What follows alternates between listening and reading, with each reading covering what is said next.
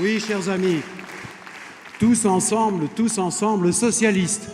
Oui, c'est bien ce qui nous rassemble ce soir.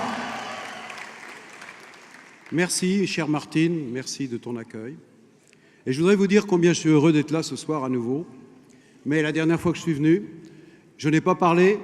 C'était Martine qui accueillait notre candidat qui est devenu président de la République, François Hollande.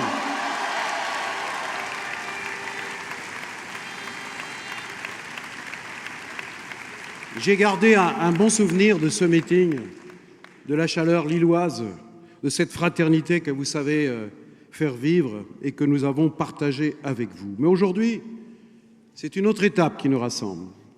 C'est celle des élections législatives. Et je voudrais vous remercier, vous les militants, les sympathisants, tous ceux qui ont participé aux primaires et qui, depuis des mois et des mois maintenant, font campagne et qui le font avec enthousiasme, avec endurance, avec constance. Merci. Le 6 mai s'est exprimé une attente de changement très forte. Ça faisait si longtemps que nous attendions l'élection d'un président de la République de gauche, un président socialiste. Évidemment, nous ne pouvons pas ne pas penser à 1981, tout le monde le fait, à l'élection de François Mitterrand.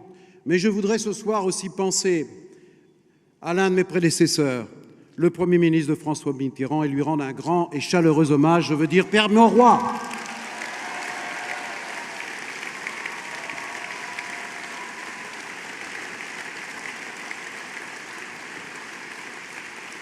Chère Martine, encore merci de m'accueillir ici à Lille, dans ta ville, cette ville dont tu me parles si souvent, avec tant de passion, de conviction, cette ville qui t'a confié son destin, cette ville chaleureuse et qui te le rend bien.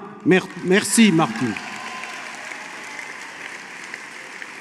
Nous étions ensemble, en effet, à Nantes la semaine dernière. Ce soir, c'est donc Lille. La semaine prochaine, ce sera Paris, entre les deux tours de l'élection législative. Et cette campagne, nous l'avons conduite ensemble, parce que c'est notre volonté, sans hésiter, parce que, comme premier secrétaire du Parti socialiste, et moi, maintenant Premier ministre, mais avant j'étais le président du groupe à l'Assemblée nationale, nous avons toujours travaillé ensemble, parce que nous mettons au-dessus de tout le rassemblement, l'unité, parce que nous avons une certaine conception de la politique. C'est au fond de créer la confiance. Et la confiance, ça commence par l'exemple que l'on donne nous-mêmes, de passer au-dessus de nos tempéraments, de nos histoires, de nos parcours, pour que ceux qui nous regardent se disent « oui, ceux-là, on peut leur faire confiance, parce que s'ils arrivent au pouvoir, ils tiendront leurs engagements ».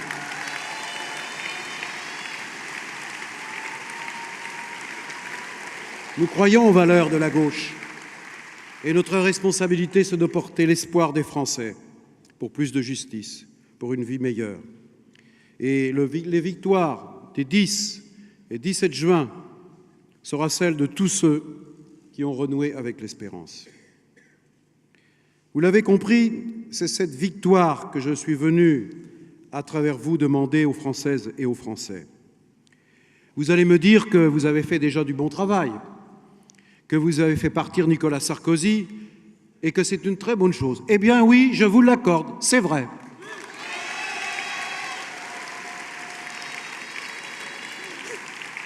Vous allez me dire que vous avez élu François Hollande et que c'est déjà une excellente chose. Eh bien oui, c'est vrai d'avoir François Hollande comme président de la République. Puis nous avons aussi un gouvernement. Et je salue mes ministres qui sont là, Frédéric Cuvillier et François Lamy. Je les remercie pour le travail qu'ils ont déjà commencé avec tout le gouvernement qui, sans attendre, s'est mis au service des Français. Je voudrais aussi profiter de cet instant pour remercier tous ceux qui, Gilles, autour de toi, vous accompagnent, qui mènent campagne. Les élus, bien sûr, socialistes, mes amis parlementaires, et puis beaucoup d'autres, les candidats et candidates qui nous rejoindront dans quelque temps à l'Assemblée nationale. Mais je voudrais saluer nos amis du Parti radical de gauche, du mouvement républicain et citoyen, et aussi des écologistes, Dans les circonscriptions, nous avons des candidatures communes.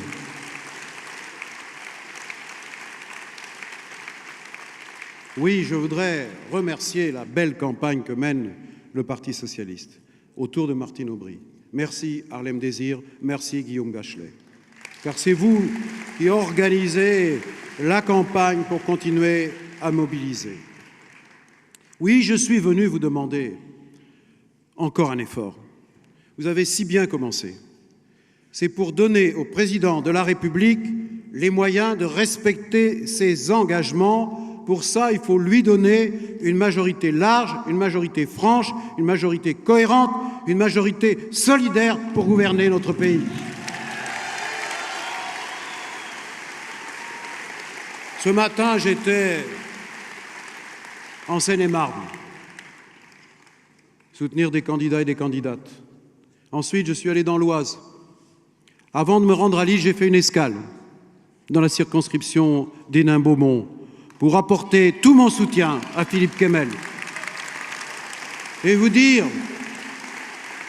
que là aussi, Philippe Kemel est le seul candidat 100% majorité présidentielle.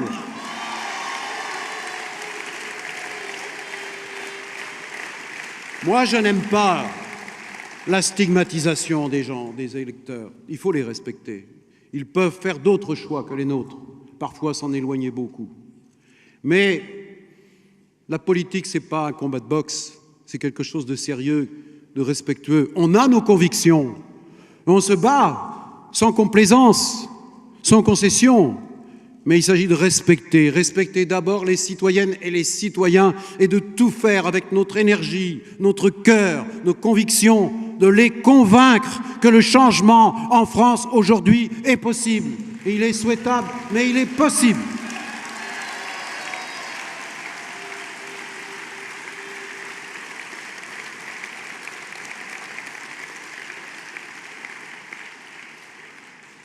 Oui, je disais que ce qui est important, c'est d'envoyer des députés à l'Assemblée nationale qui resteront fidèles aussi aux électeurs et qui reviendront sur le terrain. Bien sûr, vous allez me dire, un député, il doit être à l'Assemblée nationale pour voter la loi, pour contrôler l'action du gouvernement. Oui, et en même temps, il doit être en étroite relation avec ses électeurs. Il ne vient pas uniquement pour se faire une promotion et être uniquement dans les médias. Il faut que les Français les connaissent. Et moi, je suis allé, il y a 5 ans, dans cette circonscription d'Hénin-Beaumont. J'étais à l'époque allé soutenir Albert Facon. Et c'était la même candidate en face. Mais j'ai vu effectivement la souffrance, j'ai vu l'attente sociale, j'ai vu la désespérance, j'ai vu le doute par rapport à l'action politique. Et j'ai vu aussi l'exigence d'exemplarité. Oui, Philippe Kemel incarne ça, mais j'ai vu aussi le travail de terrain des élus. Je suis allé à Métal Europe. Je sais quelle est la souffrance des travailleurs, les maladies professionnelles, je pense à l'amiante, et nous allons, avec tous ceux qui en sont les victimes, justement manifester. Marisol Touraine s'exprimera aujourd'hui ou demain pour dire qu'effectivement, la justice à l'égard de tous ces travailleurs sera en rendez-vous. Mais j'ai vu aussi là-bas, à Métal Europe, tout le travail de revitalisation économique, de réinvestissement, pour reconstruire, recréer de l'emploi. Et ça, c'est un travail dont on ne parle pas assez, mais que quand je visite les différentes régions de France, en particulier maintenant, je vois partout, ici comme à Lille, et comme dans toutes les régions de France où dirigent les socialistes, dans les régions, dans les départements, dans les grandes villes comme dans les villes moyennes ou les territoires ruraux, là où nous sommes en responsabilité, nous montrons le chemin que le redressement de la France est possible. Oui, chers amis, c'est bien notre mission de réussir le redressement de la France. Alors c'est vrai que dans nos institutions, c'est parfois peut-être compliqué, nous nous prononçons en 2 temps. La France dit, et les Français disent d'abord à un homme ou à une femme, à travers l'élection présidentielle, oui, c'est vous, et c'est votre projet qui est le meilleur pour le pays. Et puis ensuite, dans un second temps, le temps des législatives, les Français disent à celui qui a été élu président de la République, réalisez votre projet. Alors mes chers amis, il y a encore du travail à faire. Allez convaincre vos proches, vos voisins, vos collègues de travail. Allez les convaincre, pour ceux qui hésitent encore, de ne pas nous mettre dans une situation incohérente, de ne pas nous dire d'abord « oui, ceci est le meilleur projet » et ensuite « non, ne le réalisez pas ». Moi, j'ai confiance. J'ai confiance dans le bon sens, dans le sens politique des Françaises et des Français, dans leur sens de la cohérence. Et ils ont pris cette élection présidentielle au sérieux. Plus de 80% des Françaises et des Français sont venus pour voter à l'élection présidentielle. La France est un vieux peuple politique. Quand il se déplace, c'est pour quelque chose. Eh bien, le 6 mai, il s'est déplacé. Je leur dis, allez, encore un effort pour que nous puissions ensemble réussir le changement et redresser le pays dans la justice. Parce que, ne vous faites aucune illusion, ce seraient les mêmes hommes et mêmes femmes qui reviendraient, les mêmes hommes et mêmes femmes qui feraient les mêmes choses, qui poursuivraient la même politique, plus de cadeaux fiscaux pour les uns, moins de protection sociale pour les autres, moins de retraites, plus de taxes aussi pour les classes moyennes et les classes populaires. Martine parlait du bouclier fiscal, mais enfin, n'ayons pas la mémoire courte. Il y a là 5 ans exactement, à quelques jours près, après l'élection présidentielle, il y a eu cette nouvelle majorité de droite, UMP. Qu'ont-ils fait? Ils ont commencé par voter le bouclier fiscal. Ah, n'oublions pas ce qu'ils ont fait et qui contre la France. Ils ont affaibli le pays, ils ont aggravé les inégalités, ils ont abaissé la fonction présidentielle. Alors, n'ayons pas la mémoire courte. Oui, c'est aussi ce que je voulais vous dire ce soir, parce que la droite, au fond, c'est le pouvoir qui les intéresse. Le pouvoir d'abord. Et justement, ce pouvoir leur échappe. Alors ils disent, oui, mais on ne veut pas confier tous les pouvoirs à la gauche. Ils pensent, ils nous parlent d'équilibre des pouvoirs. Mais dans la réalité, ce qu'ils ont en tête, et ce serait extrêmement grave dans cette situation difficile que rencontre notre pays et l'Europe, ça serait l'empêchement, ça serait le blocage institutionnel, l'impossibilité pour François Hollande de réussir le changement. Eh bien, nous disons non. Mais écoutez quand même ce que dit la droite. La droite avec ses arguments insidieusement distillés. Écoutez-les bien. C'est ceux qui n'avaient pas de mots assez louangeurs pour vanter les qualités de leur chef. Les voilà, les mêmes, qui prennent déjà leur distance. C'est l'anti-sarkozysme qui serait le seul responsable de la défaite de la droite et le rejet du président sortant. Mais débarrassés de Nicolas Sarkozy, alors tout serait possible pour eux. Et avec devant tant de cynisme, j'en viens même à me demander quel est celui qui, parmi eux, le premier, en viendra à dire merci à notre place aux Françaises et aux Français de les avoir débarrassés de ce poids. Ça va venir. Mais je vous disais que je revenais de Seine-et-Marne et de l'Oise. Lundi, j'étais en Moselle et en Meurthe-et-Moselle. La semaine dernière, j'étais aussi en Charente-Maritime, j'étais aussi dans mon département, à Nantes. Et qu'est-ce que je observe en regardant les professions de foi, les affiches des candidats du UMP? Je cherche UMP et je ne trouve jamais UMP. Ils l'ont caché. Non, ils sont candidats divers droites, divers centres, divers ceci, divers cela, droite populaire comme ce matin. Mais non, UMP, non. C'est tellement difficile à porter. Ne nous laissons pas berner. Mais surtout, rappelons-nous, le jour où les derniers chiffres du chômage viennent de tomber, ce qu'est leur héritage. Je leur demande un peu de décence. Mon prédécesseur à Matignon a commencé à nous faire la leçon. Mais que nous laisse-t-il en héritage? Si ce n'est la dette, si ce n'est les déficits, si c'est 600 milliards d'euros de dettes supplémentaires, si c'est 10% de chômage et de précarité supplémentaire, d'inégalité sociale, de 70 milliards de déficit du commerce extérieur. Et oui, et puis ces députés sortants. Vous allez les battre, mes chers amis, candidates et candidats, parce qu'ils veulent faire oublier que leur dernier vote à l'Assemblée nationale, c'était la diminution de l'impôt sur la fortune, c'est 2 milliards en moins dans les caisses de l'État. Voilà ce qu'ils vous ont laissé en héritage. Et puis enfin, là aussi, ils ne vous ont pas vous en parlé dans les circonscriptions, les députés sortants de l'UMP. C'est la hausse de la TVA pour le 1er octobre prochain. Et s'il n'y avait pas de nouvelle majorité à gauche, eh bien cette hausse de la TVA s'appliquerait. Eh bien ça, les Français ne le veulent pas, tout simplement.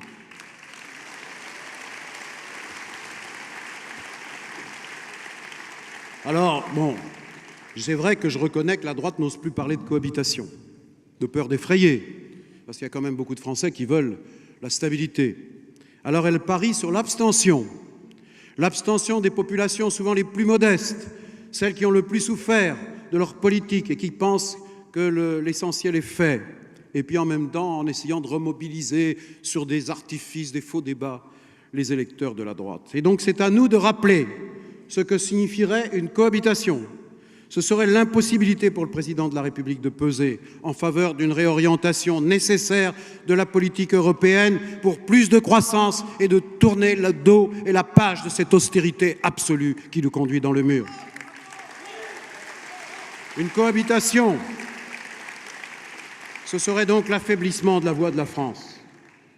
Et face à ces politiques d'austérité, je le dis à tous nos partenaires, nous les respectons, mais nous devons tout mettre sur la table, comme l'a fait François Hollande.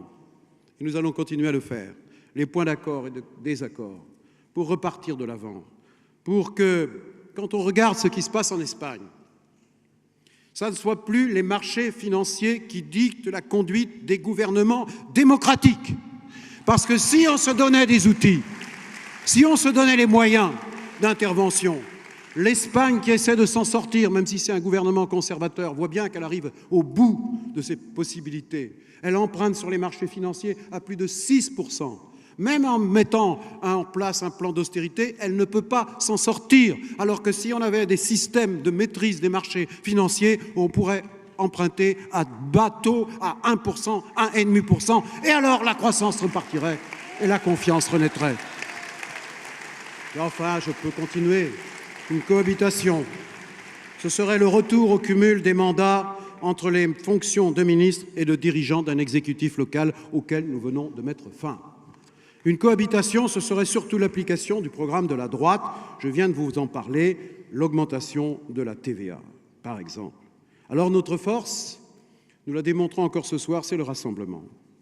Nous n'opposerons pas, nous, à travers notre engagement, la France des villes et la France des campagnes. Nous n'opposerons pas les salariés du privé et ceux du public. Nous n'organiserons ni le face-à-face des origines, ni la concurrence des histoires, ni la stigmatisation d'une religion. Nous ne jouerons pas non plus le peuple contre les élites. Nous ne montrerons pas les citoyens contre les médias. Les fonctionnaires seront respectés. Les corps intermédiaires, je pense aux partenaires sociaux, seront respectés. Le monde associatif, celui de l'éducation populaire, ces millions et millions de Français engagés seront respectés comme tous les citoyens. Les Français sont fatigués, et ils me le disent, de cette tension permanente que le précédent pouvoir a installée dans notre pays. Les oppositions qui conduisent au chacun pour soi, où on considère l'autre comme un concurrent, parfois un adversaire. Oui, après le discours de Grenoble, où l'ancien président de la République a voulu opposer les Français selon leurs origines nationales, ou leur religion, ou leur quartier, ou leur nom, eh bien moi je le dis ici à Lille, pour nous, il n'y a que des enfants de la République, des citoyennes et des citoyens à égalité de droits et de devoirs.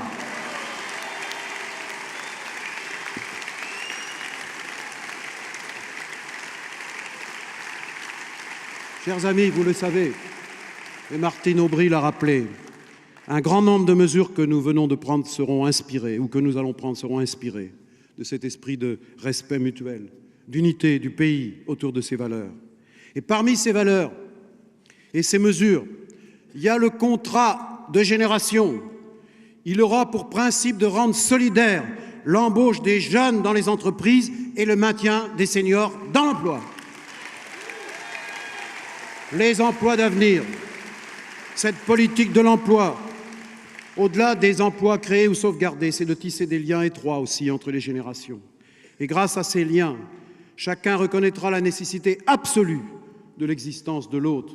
C'est ce qu'on appelle la solidarité, cet autre mot que l'on a voulu galvauder et disqualifier en parlant sans cesse d'assistanat. Eh bien, nous, c'est la justice qui nous anime, et rien d'autre. Et c'est vrai qu'il y a trop d'indécence dans notre société. Et peut-être que certains, ça les dérange. Mais l'exemplarité dont je parlais tout à l'heure, que nous nous sommes appliqués à nous-mêmes et que nous devons toujours nous appliquer du plus modeste conseiller municipal jusqu'au chef de l'État, si on veut que les Français aient confiance dans les représentants de l'action publique. Eh bien, il faut aussi que les dirigeants des entreprises publiques, mais les autres aussi, mais d'abord ceux qui dépendent de l'État, actionnaires, eh bien, il faut que leur rémunération soit plafonnée au maximum à 20 fois la rémunération minimale dans l'entreprise. Ce projet de loi sera présenté la semaine prochaine au Conseil des ministres. Et ce principe de décence, il vaut aussi pour les parachutes dorés, il vaut pour les retraites chapeaux, il vaut pour les stocks options, à part les entreprises émergentes qui ne servent à rien. Car ce qu'il faut récompenser, c'est d'abord le travail, l'effort, le mérite. Voilà notre conception de la justice.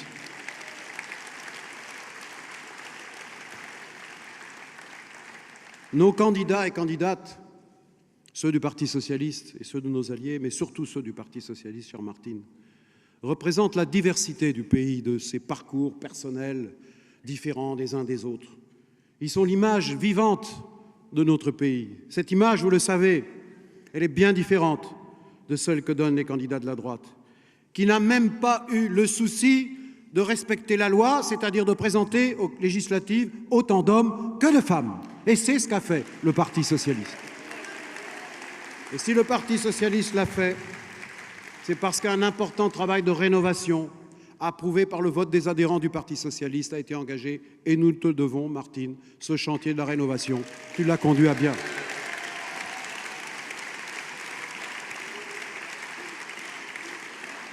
Alors voilà, le 15 mai, le président de la République, en me faisant l'honneur de me nommer chef du gouvernement, m'a donné une feuille de route.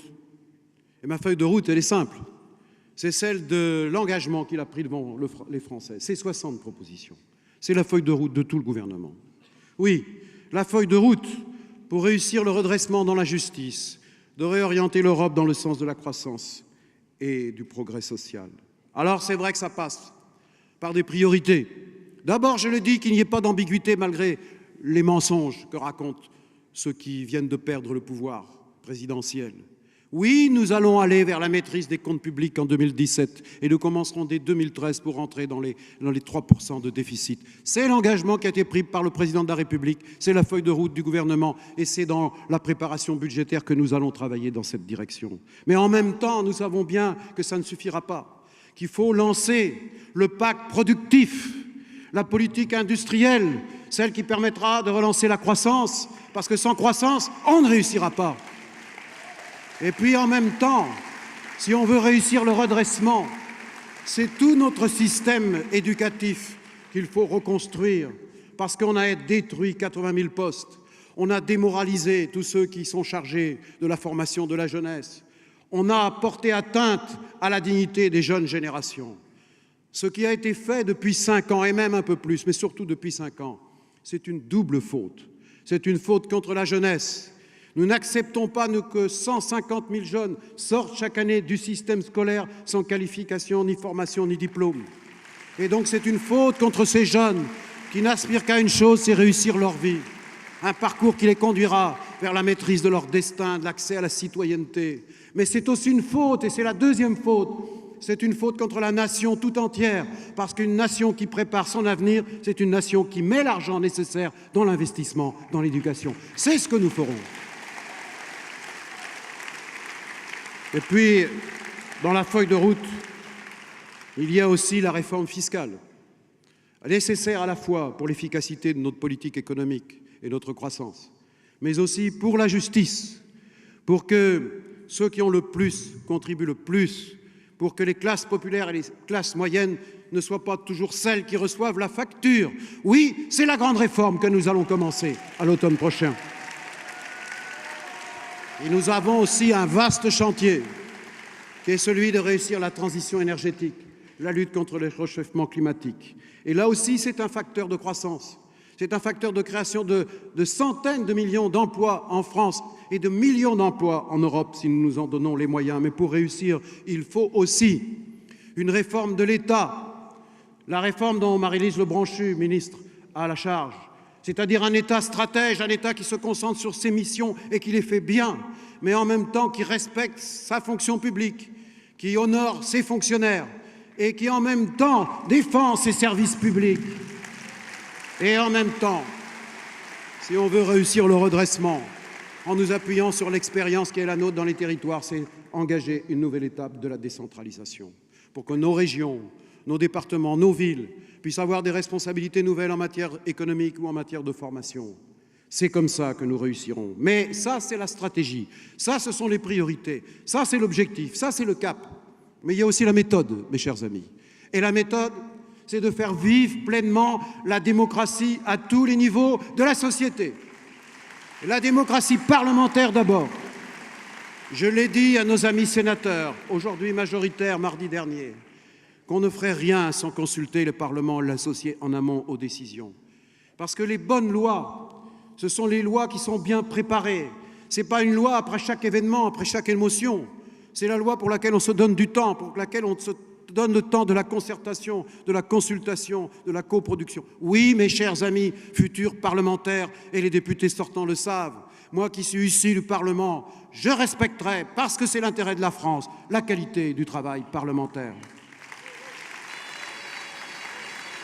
Et puis, j'ai parlé de la démocratie territoriale déjà. Elle est vivante, elle est riche, mais sans oublier la démocratie citoyenne.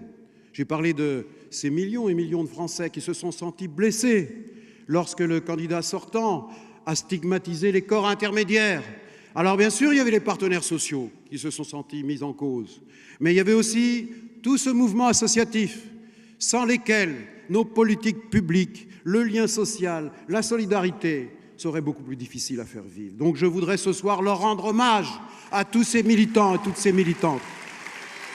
Ils auront leur place aussi.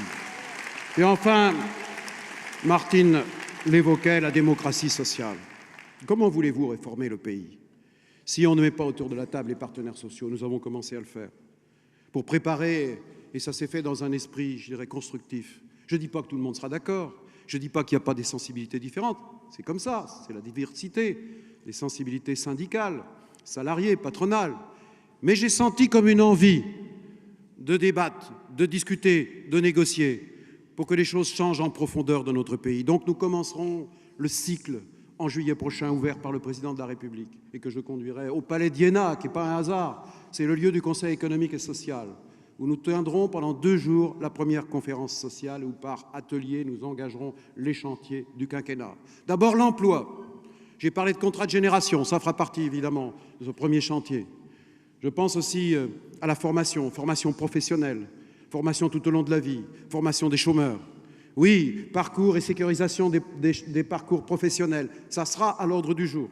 Et puis le deuxième chantier, c'est celui du pouvoir d'achat, de l'évolution des carrières. Ce n'est pas que la question du SMIC pour lequel il y aura un coup de pouce, nous l'avons dit, le président s'y est engagé, mais c'est aussi toute la chaîne des salaires dont laquelle il faut discuter. Rendez-vous compte qu'il y a même dans certaines branches des salaires inférieurs au SMIC, et ça concerne aussi la fonction publique qui fera l'objet d'un autre chantier, d'un autre atelier qui sera ouvert, l'avenir des services publics, la place des fonctionnaires dans notre pays.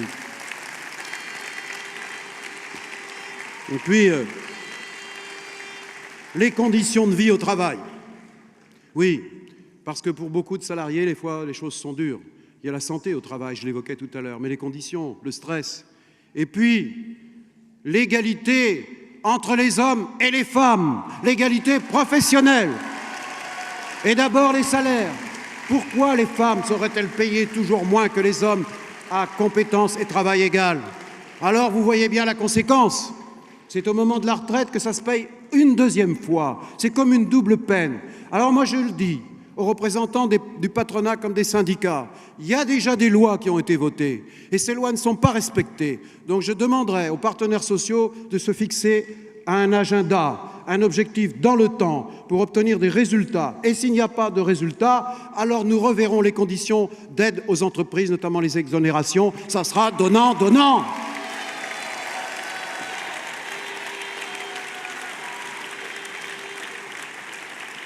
Voilà les chantiers, voilà les priorités, voilà la méthode.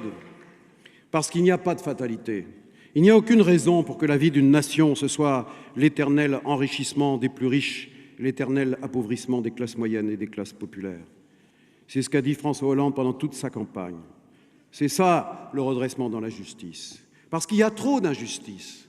Et ce qui est injuste pour nous, c'est qu'un homme se retrouve à 55 ans de chômage à cause d'actionnaires trop avides de profit. Ce qui est injuste, selon nous, c'est que les policiers soient dans les arrondissements les plus huppés et pas là où leur présence est nécessaire et attendue pour la sécurité des Français. Ce qui est injuste pour nous, c'est que dans certains territoires, l'offre de soins soit exclusivement confiée au privé et que les honoraires soient systématiquement dépassés et que la carte bancaire remplace l'ordonnance. Ce qui est injuste pour nous, c'est de voir des femmes et des hommes, je l'ai encore vu ce matin, dans le RER B, faire plusieurs heures de transport quotidien pour conserver un emploi précaire. Ce qui est injuste pour nous, c'est que les salariés qui ont eu la vie professionnelle la plus longue, la plus pénible, pour une espérance de vie la plus courte, paient les retraites des autres. Eh bien, cette majorité parlementaire que nous demandons pour l'Assemblée nationale, puisque le Sénat s'est déjà fait, eh bien, c'est pour permettre de transformer la France selon cette hiérarchie des valeurs dont je vous parle, et je vous parle, et je vous parle, et je vous reparle, qui porte un nom, c'est la justice. Oui, le changement a commencé. On nous avait dit, le G8, le président n'y arrivera pas. Trop de partenaires, trop de résistance. Il n'arrivera pas à imposer l'idée de la nécessité de la croissance. Eh bien, vous l'avez vu, il l'a fait au G8. On nous avait dit, l'OTAN, il n'y arrivera pas. Nous allons nous mettre nos alliés à dos. Ça va provoquer une crise, et même avec M. Obama. Eh bien, il avait dit pendant la campagne qu'il organiserait le retrait des troupes d'Afghanistan. Eh bien, il l'a dit et il le fait. En peu de temps, de Berlin à Washington et à Chicago et puis à Kaboul, le président de la République a remis la France au centre des enjeux internationaux. La parole de la France est à nouveau entendue et respectée. Non pas que nous voulons faire preuve d'arrogance ou de je ne sais quel esprit de suffisance. Non, mais parce que la France est attendue, parce que la France représente des valeurs politiques et humanistes, parce que la France est aussi la culture, c'est aussi une langue, parce que la France pèse plus que son PIB et nous sommes en train de le montrer à nouveau.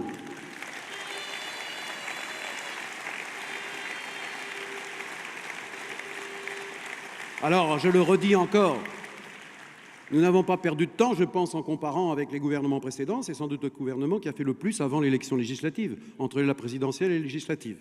Mais évidemment, dans les limites de ce que la Constitution nous impose démocratiquement. C'est la baisse du salaire des ministres, c'est celle du président, du Premier ministre, c'est l'augmentation de 25%, Martine l'a dit, de l'allocation de rentrée scolaire, c'est la réduction de l'écart salarial dans les entreprises, je viens d'en parler, publiques, c'est le retour à la retraite à 60 ans, pour celles et ceux qui ont commencé à travailler tôt, c'est l'encadrement des loyers, c'est la circulaire Guéant, enfin bref, et puis quelques autres mesures aussi. J'ai parlé de l'amiante, ça sera décidé aussi. Mais pour le reste, et il reste tant à faire. D'abord, redresser l'économie pour lutter contre le chômage. Et pour ça, nous avons besoin d'une majorité à l'Assemblée nationale pour faire voter vite une loi qui offre à nos petites et moyennes entreprises les moyens de leur développement, de l'innovation, mais en favorisant leur accès au crédit grâce à la Banque publique d'investissement. Le Conseil des ministres d'hier en a décidé le principe. C'est un gros travail, mais l'objectif, c'est de terminer sa mise en place avant la fin de l'année.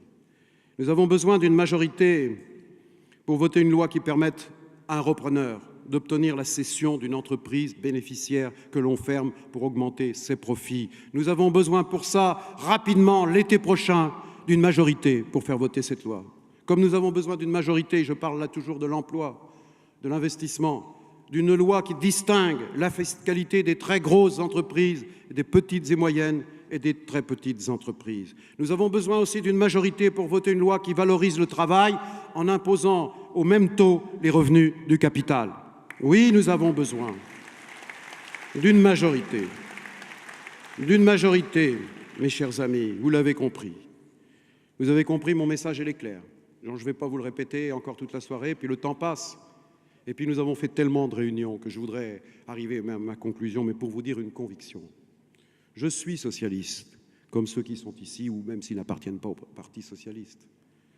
Et toute ma vie, je me suis battu pour refuser toute forme de résignation et de fatalité à l'injustice. Comme Martine Aubry et comme beaucoup d'autres ici, nos plus anciens, comme ceux qui nous ont rejoints, je pense à tous ces jeunes, qui veulent justement que la société change en profondeur, qu'on ait confiance, qu'on y trouve sa place, qu'on soit fier. Moi, je me suis toujours battu pour le progrès social. Je me suis toujours battu aussi, et je me bats encore davantage, contre toute l'exploitation, je dirais, de nos ressources naturelles, parce que ce sont aussi des questions nouvelles qui s'opposent. Au plan local, nous le faisons. Eh bien, au plan de la France, je veux le faire aussi avec le gouvernement et la majorité parlementaire. Moi, je suis de Nantes. Je ne suis pas né à Nantes. Je suis comme Martine Aubry, qui n'est pas né à Lille, comme François Hollande, qui n'est pas né en Corrèze.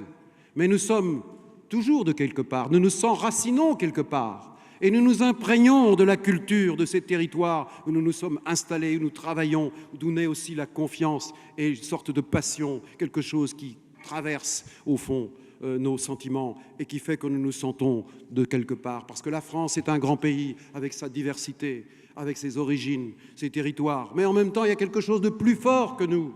C'est que nous appartenons à une nation qui, quand elle est capable de se transcender, c'est-à-dire d'aller au plus profond d'elle-même, rechercher ce qui fait son histoire, ce qui fait sa force, c'est-à-dire toutes les valeurs de la République, j'en parlais tout à l'heure, qui ont fait le tour du monde, alors oui, nous nous sentons tous Français appartenant à la nation et à la République. Moi, je suis, je vous l'ai dit, nantais, et il y a un grand homme politique qui est né à Nantes. Il s'appelle Aristide Briand, dont on parle moins que Jaurès, qu'on parle moins que Clémenceau. Mais si je le cite, c'est parce qu'il est l'auteur, ou plutôt le rapporteur d'une loi à l'Assemblée nationale. Jeune député élu, on lui avait confié une mission, rapporteur de la loi de séparation des églises et de l'État, c'est-à-dire ce qui fait l'unité de la France autour du principe de laïcité. Alors j'ai lu et relu l'histoire d'Aristide Briand. C'est une histoire passionnante. Il n'a d'ailleurs pas écrit de biographie. Un ami m'a offert il y a quelque temps un livre qui est l'autobiographie, la fausse autobiographie écrite par un grand écrivain qui s'appelle Vercors, que tout le monde connaît, dont on lit les textes dès l'école primaire et qui raconte au fond tous les combats d'Aristide Briand. Et Aristide Briand était un pacificateur, un homme de dialogue, et il n'a pas conçu la loi de séparation des églises et de l'État comme un conflit contre les religions, mais pour garantir le libre exercice des cultes, mais respecter la liberté de conscience et garantir la laïcité et la neutralité de l'État et des services publics. C'est une loi de concorde nationale qu'il faut défendre, et c'est pour ça que François Hollande veut l'inscrire dans la Constitution. Mais Aristide Briand, c'était aussi un Européen convaincu avant l'heure. Il avait cette obsession de la guerre de 14-18, et il avait tellement la crainte que cela recommence, qu'il a tenté la réconciliation franco-allemande. Ça a marché un temps, malheureusement, ça n'a pas suffi. Mais quand même, en 1926, avec son collègue ministre des Affaires étrangères, Gustav Stresemann, il avait eu ce prix Nobel de la paix. Eh bien, moi, je dis aujourd'hui, le combat pour la paix, ce n'est peut-être pas le premier combat européen, parce que nous avons les pères fondateurs de l'Europe ont réussi cela. Mais c'est le projet européen qui est en panne. Et moi, je suis, comme Martine Aubry et comme beaucoup ici à Lille, un Européen convaincu. Et je souffre de voir que l'Europe est en panne, que l'Europe ne porte pas un projet immense, alors que nous sommes la première puissance économique et commerciale du monde, que nous avons le meilleur niveau de protection sociale, le meilleur niveau de qualité de vie, de vivre ensemble, nous ne sommes pas conscients de nos atouts. Alors oui, c'est à nouveau une nécessité de relancer le projet européen pour le progrès social et l'emploi. Alors, notre responsabilité à nous est celle du président de la République qui l'a montré depuis le début, du gouvernement, mais je le dis aussi à la future majorité de gauche, c'est d'être à la hauteur de l'histoire, de ne pas voir petit bras, de voir que les circonstances exigent l'audace, le courage. D'autres l'ont eu au moment de la grande crise de 1929. Eh bien, j'espère que les dirigeants européens seront à la hauteur du rendez-vous de l'histoire. Parce que si on n'est pas à la hauteur du rendez-vous de l'histoire, vous voyez ce qui se passe, mes chers amis, c'est la montée partout des populismes, la montée partout de l'extrême droite, la montée de la désespérance, de toutes les démagogies. Et ça, c'est contre la démocratie, c'est contre les peuples. Mais c'est à nous de relever le défi. Si vous donnez une majorité large au président de la République, nous réussirons ensemble à redonner de la force à l'Europe.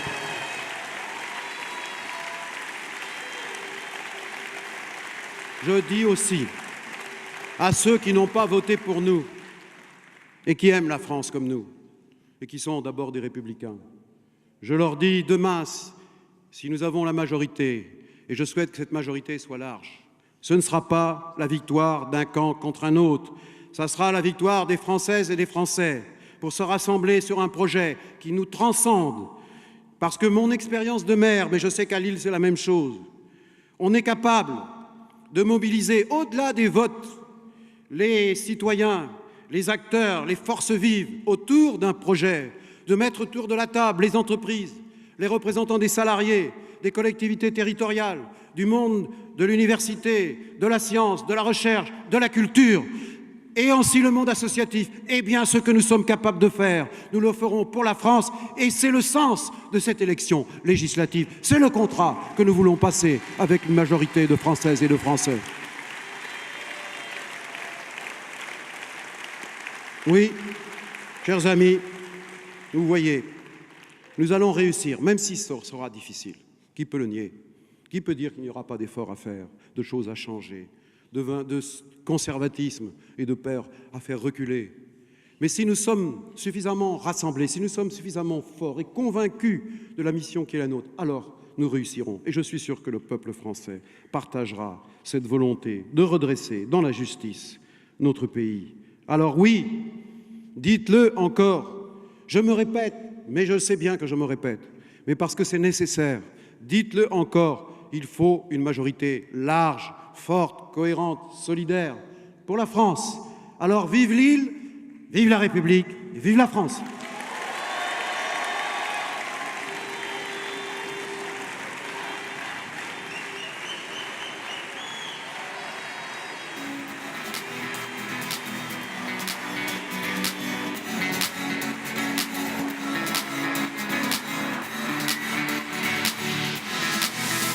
Le changement,